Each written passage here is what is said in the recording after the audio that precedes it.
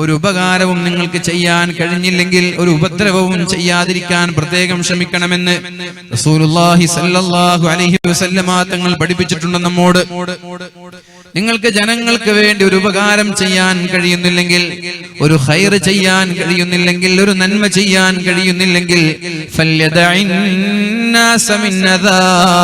നിങ്ങളുടെ ഉപദ്രവത്തിൽ നിന്ന് ജനങ്ങളെ രക്ഷപ്പെടുത്തണേ എന്ന് ശഫീഉനാ റസൂലുള്ളാഹ്. ഉപകാരം ചെയ്യാൻ കഴിയുന്നില്ലെങ്കിൽ ദയവ് ചെയ്ത് നിങ്ങളൊരു ഉപദ്രവം ചെയ്യരുത്. ഉപകാരം ചെയ്യാന്ന് പറഞ്ഞ് എന്തെങ്കിലും പ്രശ്നം ഉണ്ടായ വേഗം പോയി സഹായിക്കുക, പാവങ്ങളെ സഹായിക്കുക, വയസ്സന്മാരെ സഹായിക്കുക, നാട്ടിലുള്ള എല്ലാ നല്ല കാര്യത്തിനും കൂടെ നിൽക്കുക. അതാണ് ഉപകാരം ചെയ്യാന്ന് പറഞ്ഞാൽ. നേരെ മറിച്ച് ഉപദ്രവം ചെയ്യാന്ന് പറഞ്ഞാൽ പ്രശ്നത്തിന് മുമ്പെന്തിൽ ഉണ്ടാവുക, ആരെങ്കിലും എന്തെങ്കിലും നന്മ ചെയ്യുമ്പോൾ അതിനെ ചോദ്യം ചെയ്യുക, അനാവശ്യമായി രാത്രി ഉറങ്ങാതെ ബസ് സ്റ്റാൻഡിലും പീഡികത്തിണ്ണയിലൊക്കെ ഇരുന്നിട്ട് വെറുതെ ഒച്ചപ്പാടുണ്ടാക്കുക, ഇതൊക്കെ ഉപദ്രവമാണ്. ബൈക്കും ബുള്ളറ്റ് എടുത്തിട്ട് നല്ല ഒച്ചയായി സൈലൻസർ ശബ്ദമുള്ള സൈലൻസറും വെച്ച് ആക്സിലേറ്റർ കൊടുത്തിട്ട് ഇങ്ങോട്ട് ഓടുക, അത് ഉപദ്രവമാണ്. നിനക്കൊരു ഉപകാരവും ചെയ്യാൻ കഴിയുന്നില്ലേ, നീ ജനങ്ങളെ ഉപദ്രവിക്കരുത് എന്നാര് പഠിപ്പിച്ചു? പരിശുദ്ധ റസൂലുള്ളാഹി സ്വല്ലല്ലാഹു അലൈഹി വസല്ലം. ഉപദ്രവിക്കാതിരുന്നാൽ വരെ നീ സ്വർഗ്ഗത്തിലെത്തുമെന്നാണ് പറഞ്ഞത്. ഉപകാരം ചെയ്യണമെന്നില്ല, ഉപകാരം ചെയ്യണമെന്നില്ല, സ്വർഗ്ഗത്തിലെത്താൻ ഉപകാരം ചെയ്യണമെന്നില്ല, ജനങ്ങൾക്കൊരു ഖൈറും ചെയ്യണമെന്നില്ല സ്വർഗ്ഗത്തിലെത്താൻ. നിന്റെ ഉപദ്രവത്തിൽ നിന്ന് ജനങ്ങളെ രക്ഷപ്പെടുത്തിയാൽ നീ സ്വർഗ്ഗത്തിലാണ് എന്ന് പരിശുദ്ധ റസൂലുള്ളാഹ്. ഹദീസ് കേട്ടിട്ടില്ലേ? ആ ഹദീസ് കേട്ടിട്ടില്ലേ? ഒരു ഉപകാരവും ഒരു നന്മയും ചെയ്യാൻ നിനക്ക് കഴിഞ്ഞില്ലെങ്കിൽ നീ ജനങ്ങളെ ഉപദ്രവിക്കാതിരുന്നാൽ അത് നിന്റെ കയ്യും പിടിച്ചു നാളെ സ്വർഗ്ഗത്തിലേക്ക് എത്തിക്കും. സ്വഹീഹായ ഹദീസാണിത്. മഹാനായ അബൂ ദർറുൽ ഗഫാരി തങ്ങളോട് അല്ലാഹുവിന്റെ ഹബീബ് പഠിപ്പിച്ച ഹദീസാണിത്. ഫല്യദഇന്നാസ മിൻ അദാ, നിന്റെ ബുദ്ധിമുട്ടിൽ നിന്ന് നിന്റെ ശർറിൽ നിന്ന് നീ ജനങ്ങളെ കാക്കണേ എന്ന് അല്ലാഹുവിന്റെ ഹബീബായ റസൂലുള്ളാഹി സ്വല്ലല്ലാഹു അലൈഹി വസല്ലം. ഞാൻ പറഞ്ഞു വരുന്നത്, മാന്യന്മാരായി നമ്മൾ ജീവിക്കുക, ആരെയും വെറുപ്പിക്കാതിരിക്കുക. ജനങ്ങൾ നിങ്ങളെ വെറുച്ചാൽ അത് മതി നാളെ നരകത്തിലെത്താൻ.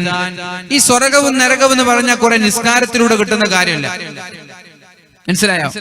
സ്വർഗ്ഗവും നരകവും എന്ന് പറഞ്ഞാൽ നിസ്കാരത്തിലൂടെ കിട്ടുന്ന കാര്യമല്ലത്. അതെല്ലാരും മനസ്സിലാക്കുക. പള്ളിക്ക് പോയത് കൊണ്ടോ നോമ്പ് നോറ്റത് കൊണ്ടോ ഒന്നും കിട്ടുന്ന കാര്യമല്ല ഈ സ്വർഗ്ഗവും നരകവും.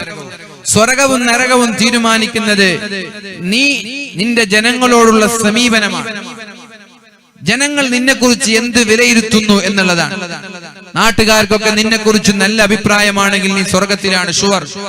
നാട്ടുകാർക്കൊക്കെ നിന്നെക്കുറിച്ച് മോശപ്പെട്ട അഭിപ്രായമാണ്, നിന്റെ ചങ്ങാതിമാർക്ക്, നിന്റെ കുടുംബക്കാർക്ക്, നിന്റെ കൂടെ പഠിച്ചവർക്ക്, നിന്റെ കൂടെ ജോലി ചെയ്തവർക്ക്, നീയുമായി ബന്ധമുള്ളവർ, നിന്നെ അറിയുന്ന ആളുകൾക്കൊക്കെ നിന്നെക്കുറിച്ച് മോശപ്പെട്ട അഭിപ്രായമാണെങ്കിൽ എത്ര വലിയ ആബിദാണെങ്കിലും എത്ര വലിയ നിസ്കാരക്കാരനാണെങ്കിലും നീ നാളെ നരകത്തിലാണ്. പ്രത്യേകമായി വിഷയം നമ്മൾ ശ്രദ്ധിക്കേണ്ടതുണ്ട്.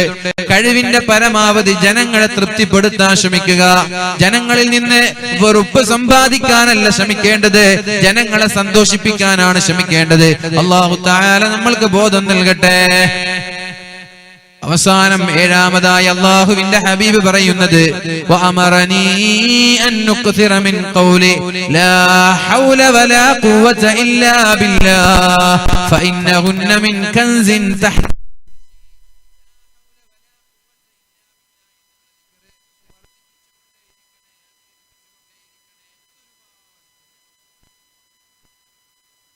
ബില്ലാഹിൽ അലിയിൽ അദീം ലാ ഹൗല കഴിവിന്റെ പരമാവധി ഇത് വർദ്ധിപ്പിക്കുക. ഇത് വർദ്ധിപ്പിച്ചാൽ നിങ്ങൾക്ക് സമ്പത്ത് വർദ്ധിക്കുന്നു. ലാ ഹൗല വലാ ഖുവത ഇല്ലാ ബില്ലാഹ്. അല്ലാഹുവിന്റെ സഹായം നിങ്ങൾക്കുണ്ടാകും പ്രതിസന്ധി ഘട്ടങ്ങളിൽ. ഇതെന്ന് പറഞ്ഞാൽ ഫഇന്നഹുന്ന മിൻ കൻസിൻ തഹ്തൽ അർശി, അർശിന്റെ താഴെയുള്ള ഖജനാവിൽ പെട്ടതാണ്, അർശിന്റെ താഴെയുള്ള നിധികളിൽ പെട്ടതാണ്. ലാ ഹൗല വലാ ഖുവത ഇല്ലാ ബില്ലാഹ്. അതുകൊണ്ട് കഴിവിന്റെ പരമാവധി ഈ ദിക്ർ വർദ്ധിപ്പിക്കണമെന്ന് ശഫീഉനാ റസൂലുള്ളാഹി. ഞാനൊന്ന് ചുരുക്കി നിങ്ങളോട് ചോദിച്ചാൽ 7 കാര്യം പറയാൻ പറ്റുന്നവരെന്ന് കൈപ്പൊക്കെ. ഞാൻ പറഞ്ഞ 7 കാര്യവും പറയാൻ ധൈര്യമുള്ളവരെന്ന് കൈപ്പൊക്കെ. ഒരാളുണ്ടല്ലോ അൽഹംദുലില്ലാഹ് മാഷാ അല്ലാഹ്. ഒരാളുണ്ടോ? ഇപ്പൊ പറഞ്ഞ 7 കാര്യങ്ങൾ ഒന്ന് എല്ലാരും കൂടി പറഞ്ഞു നോക്കാം അല്ലെ? ഒന്ന് പറയും. ഒന്ന് പറയും, ആരാണ് ഈ ഹദീസ് പഠിപ്പിച്ചു തന്നത്? മഹാനായ അബൂദർ റളിയല്ലാഹു അൻഹു. എന്നോട് എന്റെ ചങ്ങാതിയായ എന്റെ ഹബീബായ നബി തങ്ങൾ 7 കാര്യം പഠിപ്പിച്ചു എന്നാ പറഞ്ഞത്. അതിലൊന്ന് കൃത്യം ഒന്നെന്നാണെന്നില്ല, 7 ഏതെങ്കിലും അറിയുന്ന ഒന്ന് പറയും, പറഞ്ഞോളൂ. കുടുംബബന്ധം. കുടുംബക്കാർ ഇങ്ങോട്ട് എത്ര മോശമായി പെരുമാറിയാലും അങ്ങോട്ട് ബന്ധം സ്ഥാപിക്കണേ. ഇങ്ങോട്ട് സലാം പറഞ്ഞില്ലെങ്കിലും അങ്ങോട്ട് സലാം പറയണേ. സലാം പറഞ്ഞ് മടക്കിയില്ലെങ്കിലും നിങ്ങൾ സലാം പറയണം. വാതിൽ കൊട്ടിയടച്ചാലും വീട്ടിലേക്ക് പോകണം. കല്യാണത്തിന് ക്ഷണിച്ചില്ലെങ്കിലും നിങ്ങൾ ക്ഷണിക്കണം. ഇങ്ങോട്ട് അവർ എങ്ങനെ ബന്ധം വെക്കുന്നു എന്നല്ല നോക്കേണ്ടത്, അങ്ങോട്ട് ബന്ധം സ്ഥാപിച്ചു കൊണ്ടേയിരിക്കണമെന്ന് മുഹമ്മദ് മുസ്തഫ. 1 2 പറഞ്ഞോ, തെറ്റ പ്രശ്നം ഓർത്തിട്ട് പറയും. 7 ഒന്നും കിട്ടുന്നില്ല എന്ന് പറഞ്ഞ മോശമല്ലേ? ഉറക്കെ പറയും. എന്താണ്? മാഷാ അല്ലാഹ്. ഒന്നാമത്തെ കാര്യം മിസ്കീന്മാരെ സ്നേഹിക്കാനും മിസ്കീന്മാരെ സഹായിക്കാനും അള്ളാഹുവിന്റെ ഹബീബിനോട് പഠിപ്പിച്ചിട്ടുണ്ട്. അപ്പൊ മിസ്കീന്മാരെ നന്നായി സ്നേഹിക്കുക, അവരുടെ വീട്ടിൽ പോവുക, അവരുടെ പ്രശ്നങ്ങൾ അറിയുക, രഹസ്യമായിട്ട് അവരെ സഹായിക്കുക. അവർ ചോദിക്കൊന്നുമില്ല, അവരെ രഹസ്യമായിട്ട് സഹായിക്കുക. 2 മൂന്നാമത്തേത്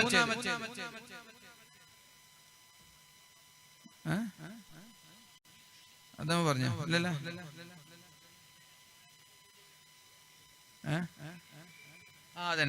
മൂന്നാമത്തേത് ഒരാളോടും ഒന്നും ചോദിക്കാൻ പാടില്ലെന്ന് പറഞ്ഞു. ആരോടും ഒന്നും ചോദിക്കണ്ട. അതെടുത്തതാ. ഇപ്പൊ വെള്ളം എന്താന്ന് ഞാൻ ചോദിക്കാൻ പാടില്ല, ഞാൻ പോയിട്ട് എടുക്കണം. ഞാൻ എടുക്കുമ്പോ അവർ ഒഴിച്ചെന്നാ മാഷാ അല്ലാഹ് നല്ല കാര്യം. മനസ്സിലായോ? നമ്മൾ പറയാൻ പാടില്ല, അവരെടുത്തു തന്നാ മാഷാ. അവരെടുത്തു തരുമ്പോൾ ഒരു സന്തോഷം തോന്നാൻ പാടില്ല. ഞാൻ ഭയങ്കര സംഭവമാണ്. നമ്മൾ ഒഴിച്ച് നമ്മൾ കുടിക്കണം. അതിന്റെ കണക്ക് അങ്ങനെയാണ്. മൂന്നാമത്തേത് ഒന്നും മറ്റൊരാളോട് ചോദിക്കാൻ പാടില്ല. 4 മാഷാ അല്ലാഹ് എന്നോട് പറഞ്ഞു അൻ അഖൂല ബിൽ ഹഖ് വ ഇൻ കാന മുറാ. ഒരിക്കലും നുണ പറയരുത്, തല പോയാലും നുണ പറയരുത്, സത്യം മാത്രമേ പറയാൻ പാടുള്ളൂ. 4 5 ലാസ്റ്റ് പറഞ്ഞ ഓർമ്മയില്ലേ? ലാ ഹൗല വലാ ഖുവത ഇല്ലാ ബില്ലാഹ് എന്ന ദിക്ർ വർദ്ധിപ്പിക്കാൻ പറഞ്ഞു. അത് അർശിന്റെ താഴെയുള്ള വലിയ നിധിയിൽപ്പെട്ടതാണെന്ന്. 5 എണ്ണമായി. 2 എണ്ണം ബാക്കിയുണ്ട്. പറയ്. അതിൽ പെട്ടല്ല. മാഷാ അല്ലാഹ്. വഅമറനി അൻ അൻദുറ ഇലാ മൻ ഹുവ ദൂനി വലാ അൻദുറ ഇലാ മൻ ഹുവ ഫൗഖി. എന്നെക്കാൾ മുകളിലുള്ളവരിലേക്ക് നോക്കാൻ പാടില്ല, താഴെയുള്ളവരിലേക്ക് നോക്കണം. താഴെയുള്ളവരിലേക്ക് നോക്കിയാൽ ജീവിതത്തിൽ ടെൻഷൻ ഉണ്ടാവില്ല. വലിയ വീട് കാണുമ്പോൾ പഠിച്ചോനെ അയാളുടെ വീട് ഇത്ര വലുത്, എന്റെ വീടൊക്കെ ആകെ 2000 സ്ക്വയർ ഫീറ്റ് ഉള്ളൂ, അയാൾ 10,000 സ്ക്വയർ ഫീറ്റ് ആണ്. നേരെ മറിച്ചിട്ട് നീ 2000 സ്ക്വയർ ഫീറ്റ് ഉള്ള നീ ചെറിയ ഒരു ഓലമേഞ്ഞ കുടിലിൽ താമസിക്കുന്ന ആളെ നോക്കിയാ മാഷാ എന്റെ വീട് ഇത്ര വലുപ്പമാണ്. അങ്ങനെയല്ല നോക്കേണ്ടത്. ചെറിയൊരു തലവേദന വരുമ്പോഴേക്ക് എന്തപ്പോ എനിക്ക് എപ്പോഴും തലവേദന. അപ്പൊ നീ നോക്കേണ്ടത് 2 കിഡ്നി പോയ ആളെയാണ്.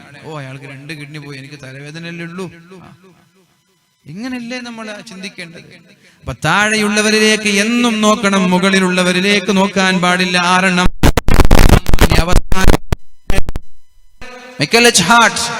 ഇസ്ലാമിനെ കുറിച്ച് പറഞ്ഞിട്ടില്ലേ? എങ്ങനെ എത്ര ആളുകൾ ഇസ്ലാമിനെ കുറിച്ച് പറഞ്ഞിട്ട് അവർക്ക് മുസ്ലിമായില്ല?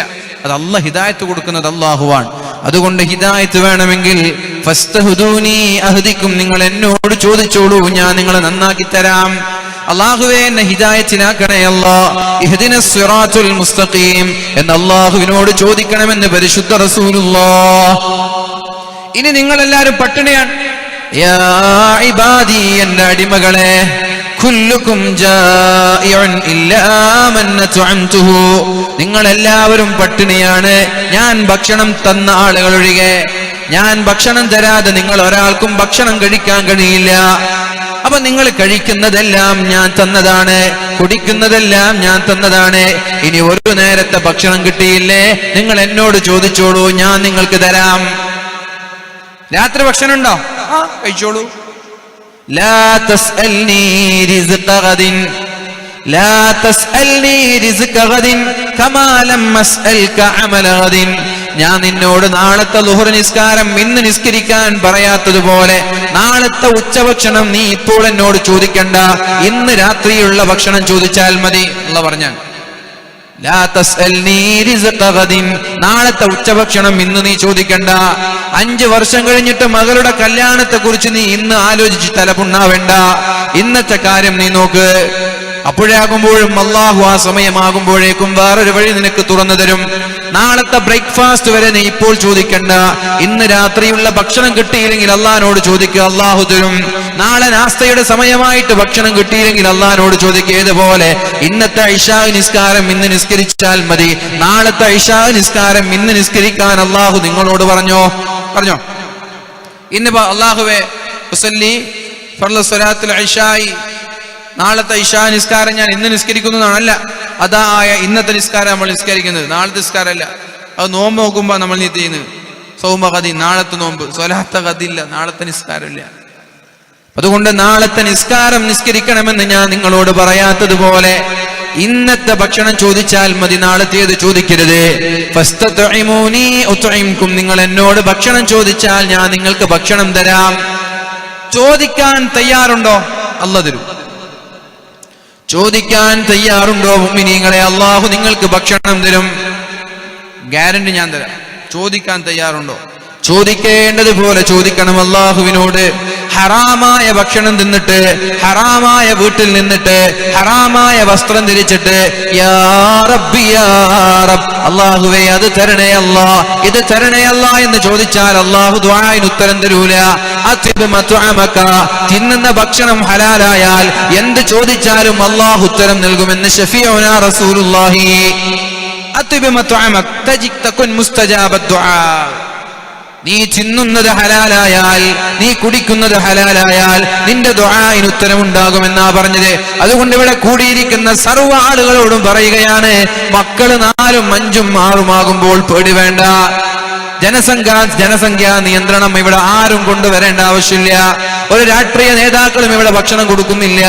ഒരു പ്രധാനമന്ത്രിയോ അല്ലെങ്കിൽ MLA-മാരോ MP-മാരോ ആഭ്യന്തരമന്ത്രിയോ അല്ല ഇവിടെ ഭക്ഷണം കൊടുക്കുന്നത്. ഭക്ഷണം കൊടുക്കുന്നത് അള്ളാഹുവാണ്. അതുകൊണ്ട് ഇവിടുത്തെ ജനസംഖ്യാ നിയന്ത്രണം നിങ്ങളുടെ കയ്യിലല്ല. നിങ്ങൾ നിങ്ങളുടെ മക്കളെ നോക്കിയാൽ മതി, ബാക്കിയുള്ളത് അള്ളാഹു നോക്കിക്കോളും. മുഅ്മിനീങ്ങളെ, ജനസംഖ്യാ നിയന്ത്രണത്തിനൊന്നും ആവശ്യമില്ല. ജനങ്ങൾ കൂടിയെന്ന് തോന്നുമ്പോൾ ഒരു സുനാമി വരും, 10 ലക്ഷം അള്ളാഹു കൊണ്ടുപോകും. അതങ്ങനെ തന്നെയാണ്. ഇവിടെ ഒരു ജനങ്ങളുടെ ബാലൻസ് തെറ്റിന്ന് പഠിച്ചോന്ന് തോന്നിയ വലിയൊരു പ്രളയം വരും, വലിയൊരു ഉരുൾപൊട്ടൽ വരും, ഭൂകമ്പം വരും, കൊടുങ്കാറ്റ് വരും. അള്ളാഹ് എല്ലാറ്റിനും കൊണ്ടുവന്നിട്ട് ബാലൻസ് കീപ്പ് ചെയ്യും. അതല്ല നമ്മളതിനെ കുടുംബാസൂത്രണമൊന്നും നമ്മളാക്കണ്ട. 1 മതി, 2 മതി, 3 പഠിച്ചോൻ തരുന്നതൊക്കെ വാങ്ങിച്ചോളി. 1ഉം 2ഉം 3ഉം മതി എന്നൊക്കെ പറഞ്ഞിട്ട് ജീവിച്ചിട്ട് 2, 3 അള്ളാഹ് ഒന്നിച്ച് കൊണ്ടുപോയ അവസാനം അട്ടം നോക്കേണ്ടി വരും. പ്രസവം നിർത്തി, ഇനി കുഞ്ഞുണ്ടാവില്ല. ഹോസ്പിറ്റലിൽ പോയിട്ട് പ്രസവം നിർത്തിയാണ് ഭാര്യയുടെ, പിന്നെ കുഞ്ഞുണ്ടാവില്ല, പിന്നെ വേറെ കെട്ടേണ്ടി വരും. അതുകൊണ്ട് അള്ളാഹു തരുന്നതൊക്കെ വാങ്ങിച്ചോളി. ഭക്ഷണം കൊടുക്കാൻ കഴിയോ? അള്ളാഹാണ് ഭക്ഷണം തരുന്നത്, നീയല്ല. ഞാനും നീയാണോ ഭക്ഷണം കൊടുക്കുന്നത്? നമ്മളാണ് ഈ ഭക്ഷണം കൊടുക്കുന്നത്? അല്ലല്ലോ, ഭക്ഷണം കൊടുക്കുന്നത് അള്ളാഹു അല്ലേ. നമ്മൾക്ക് ഭക്ഷണം തരുന്ന മുതലാളിമാർക്ക് നമ്മൾ ദുആ ചെയ്യണം. ഉമ്മമാര് ദുആ ചെയ്യാൻ പറയും, ഉസ്താദേ എന്റെ മകൻ ഗൾഫിൽ കഫ്റ്റീരിയയിലാണ്, അവന്റെ ജോലിയിൽ ബറക്കത്തുണ്ടാവാൻ വേണ്ടി ദുആ ചെയ്യണം. അതോടൊപ്പം നിങ്ങൾ മക്കളുടെ മുതലാളിക്ക് വേണ്ടി ദുആ ചെയ്യണം, ആ കഫ്റ്റീരിയയിൽ ബറക്കത്തുണ്ടാവാൻ. കഫ്റ്റീരിയയിൽ കച്ചവടം ഉണ്ടെങ്കിലല്ല മോന് സാലറി കൊടുക്കാൻ പറ്റൂ. എന്നാൽ ഏതെങ്കിലും ആള് മുതലാളിമാർക്ക് വേണ്ടി ദുആ ചെയ്യുന്നുണ്ടോ? ലുലു മാളിലാണ് ജോലി ചെയ്യുന്നത്, അള്ളാഹുവേ എന്റെ മകന് നീ ബർക്കത്ത് ചെയ്യണേ എന്ന് പറയുന്നതിന് പകരം അള്ളാഹുവേ അതിന്റെ സ്ഥാപനത്തിൽ നീ ബർക്കത്ത് ചെയ്യണേ അല്ലാ. എന്റെ മകൻ ജോലി ചെയ്യുന്ന റെസ്റ്റോറന്റ്, കഫ്റ്റീരിയകൾ, ടെക്സ്റ്റൈലുകൾ, സൂപ്പർ മാർക്കറ്റ്, ബക്കാലകൾ, ജോലി ചെയ്യുന്ന ഓഫീസുകൾ, എന്താണോ എന്റെ മകന്റെ ജോലി, എവിടെയാണോ ജോലി ചെയ്യുന്ന സ്ഥാപനം, ആ സ്ഥാപനത്തിനും അതിന്റെ മുതലാളിക്കും നീ ബർക്കത്ത് ചെയ്യണേ എന്ന് ദുആ ചെയ്താൽ നിങ്ങളുടെ മകന്റെ ശമ്പളം, മകന്റെ സാലറി ഓട്ടോമാറ്റിക്കായി വർദ്ധിച്ചുകൊണ്ടേയിരിക്കും. ഒരുപക്ഷെ നിങ്ങളുടെ മകന് വേണ്ടി ദുആ ചെയ്താൽ അള്ളാഹ് ഉത്തരം ഉത്തരം തരൂല. പക്ഷെ നിങ്ങളുടെ മകന്റെ മുതലാളിക്ക് വേണ്ടി ദുആ ചെയ്താൽ അള്ളാഹ് ഉത്തരം തരും. നിന്റെ സഹോദരന്റെ അഭാവത്തിൽ നിന്റെ സഹോദരന് വേണ്ടി ദുആ ചെയ്താൽ അല്ലാഹു ഉത്തരം നൽകുമെന്ന് ശഫീഉനാ റസൂലുള്ളാഹ്. നിന്റെ മകൻ നിന്റേതാണ്, അത് നിനക്ക് വേണ്ടിയുള്ള പ്രാർത്ഥനയാണ്. എന്നാൽ നിന്റെ മുതലാളിക്ക് വേണ്ടി ദുആ ചെയ്യുന്നത് മറഞ്ഞിരിക്കുന്ന ഒരു സഹോദരന് വേണ്ടിയുള്ള പ്രാർത്ഥനയായതുകൊണ്ട് ആ ദുആഇനെ അല്ലാഹു സ്വീകരിക്കുമെന്നാണ് നബി തങ്ങൾ പറഞ്ഞത്. അതുകൊണ്ട് സ്ഥാപനത്തിനും ജോലി തരുന്ന മുതലാളിക്കും വേണ്ടി ദുആ ചെയ്യാൻ ആരും മറക്കരുത് മുഅ്മിനീങ്ങളെ. ആ സ്ഥാപനത്തിന്റെ മുതലാളിമാർക്ക് വേണ്ടി ദുആ ചെയ്യണം. കാരണം 30-40 കഫ്റ്റീരിയകളും അതുപോലെ സൂപ്പർ മാർക്കറ്റുകളും ബക്കാലകളുമുള്ള ഒരുപാട് മുതലാളിമാർ ശമ്പളം പോലും കൊടുക്കാൻ കഴിയാതെ പ്രയാസപ്പെടുന്നവരുണ്ട്. അവിടെ നിന്ന് കിട്ടുന്ന ലാഭമെടുത്തുകൊണ്ട് ഈ സ്ഥാപനത്തിലെ തൊഴിലാളികൾക്ക് ശമ്പളം നൽകുന്നവർ, അപ്പുറത്തുള്ള തൊഴിലാളികൾക്ക് ശമ്പളം നൽകുന്നവർ, അങ്ങനെ ഓരോ സ്റ്റാഫുകൾക്കും അങ്ങോട്ടും ഇങ്ങോട്ടും ടേണിംഗ് ചെയ്തുകൊണ്ട് ടേൺ ഓവർ ആക്കിക്കൊണ്ട് ശമ്പളം കൊടുക്കുന്ന മുതലാളിമാരുണ്ട്. ഒരുപാട് ടെൻഷനിലൂടെയാണ് അവരുടെ സ്ഥാപനങ്ങളെല്ലാം അവർ മുന്നോട്ട് കൊണ്ടുപോകുന്നത്. അതുകൊണ്ട് എല്ലാവരും നമ്മുടെ മക്കൾക്ക് ജോലി തരുന്ന സ്ഥാപനത്തിന്റെ മുതലാളിമാർക്ക് വേണ്ടിയും ദുആ ചെയ്യുക. അല്ലാഹു പറയുകയാണ്, ഫസ്തത്ഇമൂനി ഉത്ഇംകും, നിങ്ങൾ എന്നോട് ചോദിച്ചാൽ ഞാൻ നിങ്ങൾക്ക് ഭക്ഷണം തരാം. ഞാനാണ് നിങ്ങൾക്ക് ഭക്ഷണം തരുന്നത്, ആരോഗ്യമന്ത്രിയല്ല. ആരോഗ്യമന്ത്രിയാണോ ഭക്ഷണം തരുന്നത്? അല്ല. വിഭവശേഷി മന്ത്രിയാണോ? അല്ല. അല്ലാഹുവാണ് ഇവിടെ ഭക്ഷണം നൽകുന്നത്. അല്ലാഹുവാണ്, പഞ്ചായത്തല്ല, മുനിസിപ്പാലിറ്റി അല്ല. അല്ലാഹുവാണ് ഭക്ഷണം നൽകുന്നത്.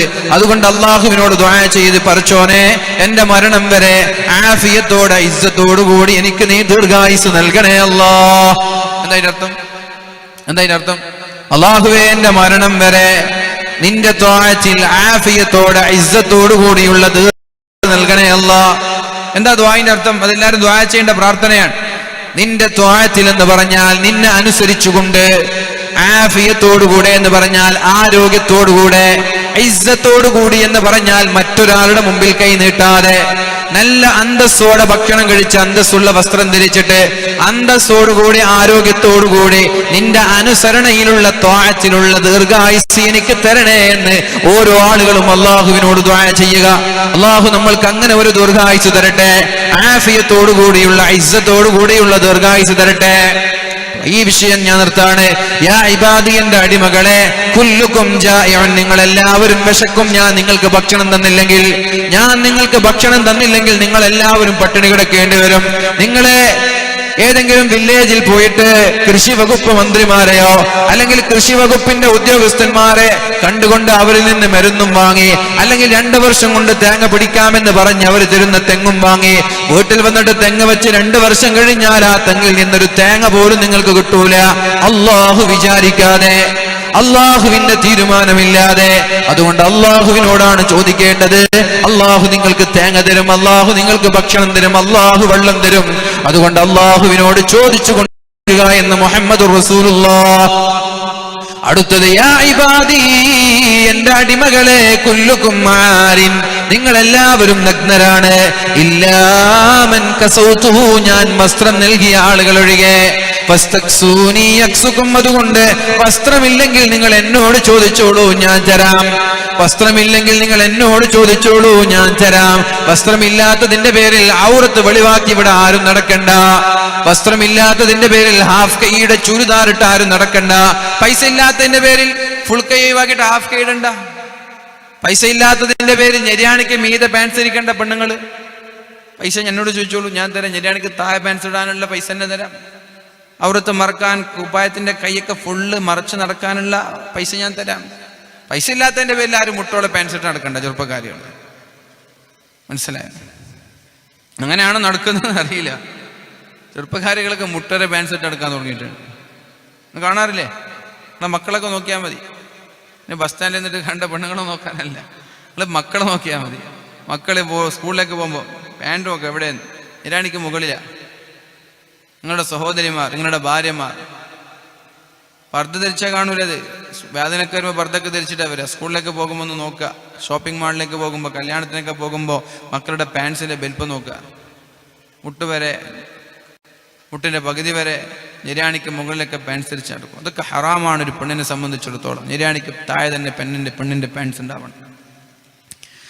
അതുകൊണ്ട് വസ്ത്രം എന്നോട് ചോദിച്ചോളൂ, ഞാൻ നിങ്ങൾക്ക് തരാം. യാ ഇബാദി, എന്റെ അടിമകളെ. എന്നിട്ട് അല്ലാഹു പറയുകയാണ്, ഇന്നക്കും തുഖ്തിഊന ബില്ലൈലി വന്നഹാർ, രാത്രിയും രാവിലെയും നിങ്ങൾ തെറ്റ് ചെയ്യുന്നുണ്ട്. രാത്രിയും തെറ്റ് ചെയ്യുന്നുണ്ട്, രാവിലെയും തെറ്റ് ചെയ്യുന്നുണ്ട്. ഇല്ലേ ഇല്ലേ? രാവിലെയും രാത്രിയും തെറ്റ് ചെയ്യുന്നുണ്ട്. വഅന അഗ്ഫിറു ദുനൂബ ജമീഅ, നിങ്ങളുടെ എല്ലാ പാപങ്ങളും ഞാൻ പുറത്തു തരുന്നത്. വഅന അഗ്ഫിറു ദുനൂബ ജമീഅ, നിങ്ങളുടെ സർവ്വ പാപങ്ങളും പുറത്തു തരുന്നത് ഞാനാണ്. അതുകൊണ്ട് ഫസ്തഗ്ഫിറൂനി അഗ്ഫിർ ലക്കും, നിങ്ങൾ എന്നോട് മാപ്പ് ചോദിച്ചോളൂ, ഞാൻ പുറത്തു തരാം. കുമ്പസരിക്കണ്ട, മറ്റൊരാളുടെ മുമ്പിൽ പോയി കുമ്പസരിക്കണ്ട, എന്നോട് പറയൂ, ഞാൻ പുറത്തു തരാം. ഉസ്താദുമാരുടെ മുമ്പിൽ പോയിട്ട് ഉസ്താദെ ഞാൻ അങ്ങനെ ചെയ്തു, ഞാൻ ഇങ്ങനെ ചെയ്തു എന്ന് പറഞ്ഞ് ഉസ്താദുമാരുടെ മുമ്പിൽ പോയി കുമ്പസരിക്കണ്ട, ആരുടെയും മുമ്പിൽ പോയി കുമ്പസരിക്കണ്ട. അള്ളാഹിനോട് പറ, അല്ലാഹുവേ എന്റെ ജീവിതത്തിൽ തെറ്റ് വന്നു പോയിട്ടുണ്ട്, റബ്ബേ നീ മാപ്പ് നൽകണേ അല്ലാ. അങ്ങനെയൊക്കെ ഉണ്ട് ചില ആളുകൾ. ഉസ്താദുമാരോടൊക്കെ പോയിട്ട് കുമ്പസരിക്കുക, ജീവിതത്തിൽ ഇങ്ങനെയൊക്കെ വന്നു പോയിട്ടുണ്ട്. ഒരാളുകളുടെ വീക്ക്നെസ് പിടിച്ചാൽ പിന്നെ കാര്യങ്ങൾ എളുപ്പമാണ്. എന്താണ് ഒരാളുടെ വീക്ക്നെസ് എന്ന് തിരിച്ചറിഞ്ഞാൽ. അതുകൊണ്ട് ഏത് ഔലിയായാലും, ഏത് ഉപ്പാപ്പയായാലും, ഏത് തങ്ങന്മാരായാലും ജീവിതത്തിൽ വന്ന തെറ്റുകൾ അവരോട് പറയണ്ട, അള്ളാഹിനോട് പറ. അല്ലാഹുവേ സ്വന്തം ഭർത്താവിനോട് പോലും ജീവിതത്തിൽ വന്ന തെറ്റുകൾ പറഞ്ഞു കൊടുക്കണ്ട, ഭാര്യയോടും പറയണ്ട, അല്ലാഹുവിനോട് പറ. ഇസ്തഗ്ഫിറൂനി, നിങ്ങൾ എന്നോട് മാപ്പ് ചോദിച്ചോളൂ, ഞാൻ പുറത്തു തരാം. ഞാൻ പുറത്തു തരാമെന്ന് അള്ളാഹു ഉറപ്പ് പറയുമ്പോ പിന്നെന്തിനാ നാട്ടാരോട് പോയിട്ട് പറയേണ്ട ആവശ്യം? എന്തിനാ പിന്നെ ചങ്ങാതിമാരോട് പോയി പറയേണ്ട ആവശ്യം? കുടുംബങ്ങളോട് പോയി പറയേണ്ട ആവശ്യം ഇല്ല. അതുകൊണ്ട് അള്ളാഹു പുറത്തു തരാം. എന്താ പുറത്തു തരാന്ന് പറഞ്ഞത്? വഅനഗ്ഫിറു ദുനൂബ ജമീഅ, എല്ലാം ഞാൻ പുറത്തു തരാന്നാ പറഞ്ഞത്. എല്ലാം ഞാൻ പുറത്തു തരും. കുറച്ച് പുറത്തു തരും, ബാക്കി പുറത്തു തരില്ല എന്നല്ല. വഅനഗ്ഫിറു ദുനൂബ ജമീഅ, എല്ലാം ഞാൻ നിങ്ങൾക്ക് പുറത്തു തരാം. പക്ഷേ ഒരു ഡിമാൻഡ് ഉണ്ട്, നിങ്ങൾ എന്നോട് മാപ്പ് ചോദിക്കണം, എന്നാലേ ഞാൻ പുറത്തു തരുള്ളൂ. പിന്നെ പറഞ്ഞു, യാ ഇബാദി, എന്റെ അടിമകളെ, നിങ്ങൾ എന്നെ ഉപദ്രവിക്കണമെന്ന് തീരുമാനിച്ചാൽ നിങ്ങൾക്കാർക്കും എന്നെ ഉപദ്രവിക്കാൻ കഴിയില്ല. ഞാൻ നിസ്കരിക്കുന്നില്ല, അല്ലാഹ് അങ്ങനെ സുഖിക്കണ്ട. ഞാൻ നിസ്കരിച്ചിട്ട്, ഞാൻ തഹജ്ജുദ് നിസ്കരിച്ചിട്ട് പടച്ചോൻ അങ്ങനെ സുഖിക്കണ്ട. അങ്ങനെ വിചാരിച്ചിട്ട് പടച്ചോനെ ബുദ്ധിമുട്ടാക്കാൻ നീ തീരുമാനിക്കണ്ട. പടച്ചോൻ നീ നിസ്കരിച്ചുകൊണ്ട് ഉപകാരമില്ല, ഉപദ്രവമില്ല. ഇത്രയും മനസ്സിലാക്കിയാൽ മതി. ഞാൻ ഔറത്തൊന്നും മാർക്കില്ല, ഞാൻ റോഡിന്റെ നടുവിൽ നിന്നിട്ട് നൃത്തം ചെയ്യും നോക്കാം, അങ്ങനെ പടച്ചോൻ റൈസ് ഉണ്ടാ. അങ്ങനെ ചില പെണ്ണുങ്ങൾ, ഈ മതം വിട്ട പെണ്ണൊക്കെ അങ്ങനെ പറയും. യുക്തിവാദികൾ, ഫെമിനിസ്റ്റൊക്കെ അങ്ങനെ പറയും. മുസ്ലിം നാമധാരികളായ യുക്തിവാദികളും ഫെമിനിസ്റ്റുകളൊക്കെ, ഞാൻ റോഡിന്റെ മധ്യത്തിൽ നിന്നിട്ട് ഡാൻസ് ചെയ്യും, അങ്ങനെ അല്ലാഹ് സുഖിക്കണ്ട. അള്ളാഹ്ക്ക് എന്ത് മോളെ, നീ ഡാൻസ് കളിച്ചാൽ എന്ത്, നീ തഖ്വയോടെ ഹജ്ജ് ചെയ്താൽ പടച്ചോനെന്ത്, കൂടാനുമില്ല കുറയാനുമില്ല. നീ ചെയ്തത് നിനക്ക നന്മയാണെങ്കിലും തിന്മ നിനക്കാ കിട്ടുക. അതുകൊണ്ട് പടച്ചോനെ വെല്ലുവിളിക്കാൻ നിൽക്കണ്ട. ഏത് മതം വിട്ട പെണ്ണാണെങ്കിലും ഒരു തവണ തബ്ബത്ത് യദാ അബീ ലഹബിൻ വതബ്ബെന്ന് ഓതിയാൽ മതി. ഒരു തവണ ഓതിയാൽ മതി, തബ്ബത്ത് യദാ അബീ ലഹബിൻ വതബ്ബ മാ അഗ്നാ അൻഹു മാലുഹു വമാ കസബ്. കുറച്ചെങ്കിലും തലച്ചോറുണ്ടെങ്കിൽ തിരിച്ചറിയാൻ ഇതിനപ്പുറം വേറൊരു ആയത്തൊന്നും ഖുർആനിൽ വേണ്ട. വേണോ? വേണോ? കുറച്ചെങ്കിലും തലയിൽ തലച്ചോറുള്ള പെണ്ണാണെങ്കിലും ആണാണെങ്കിലും മാഷാണെങ്കിലും ടീച്ചറാണെങ്കിലും യുക്തിവാദം തലയിൽ കയറിയ ഈ യുക്തിവാദികൾക്ക് ഒരു തവണ സൂറത്തുൽ മസദ് ഓതിയാൽ മതി, എന്താ ഇസ്ലാമെന്ന് തിരിച്ചറിയാൻ. ആരെയായി ഇവർ പീഡിപ്പിക്കുന്നത്? ആരെ ഇവരെ വെല്ലുവിളിക്കുന്നത്? ഇവർ വിചാരിച്ചത് മണിക്കൂറിൽ ഇത്ര വ്യൂവേഴ്സ് ഉണ്ടായാൽ ഇവിടെ എല്ലാവരും യുക്തിവാദത്തിലേക്ക് പോകുന്ന. ഫേസ്ബുക്കിൽ ചില വീഡിയോകൾ ഇട്ടിട്ട് മണിക്കൂറിൽ 60K, 2 മണിക്കൂറിൽ 120K എന്നൊക്കെ പറഞ്ഞ് അഭിമാനം പറഞ്ഞ് ഇവരൊക്കെ വിചാരിച്ച് കേരളത്തിലെ മുസ്ലിങ്ങളൊക്കെ ഈ ഓലപ്പാമ്പ് കാണിച്ച പേടിക്കുന്ന. ഇത് കാണുന്നവർക്കൊക്കെ അവരോട് പുച്ഛം തോന്നാണെന്ന് മനസ്സിലാകുന്നില്ല. ഞാൻ കണ്ടിട്ടുണ്ട്, ഞാൻ യുക്തിവാദിയാണോ?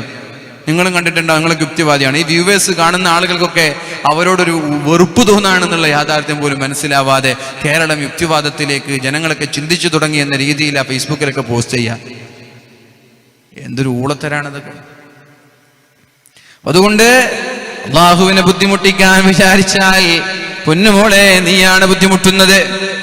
ഇനി അള്ളാഹ് അങ്ങോട്ട് സഹായിക്കാന്ന് വിചാരിച്ചു, അള്ളാഹ് ഒന്ന് ഉഷാറാട്ടെ, എല്ലാവരും കൂടി നിസ്കരിക്കാനും ഖുർആൻ ഓതാനും. അള്ളാഹ്ക്ക് അതുകൊണ്ട് ഒരു ഉഷാറാവാനുമില്ല, നിങ്ങൾ നിസ്കരിച്ചുകൊണ്ടോ നിങ്ങൾ ഖുർആൻ ഓതിയതുകൊണ്ടോ.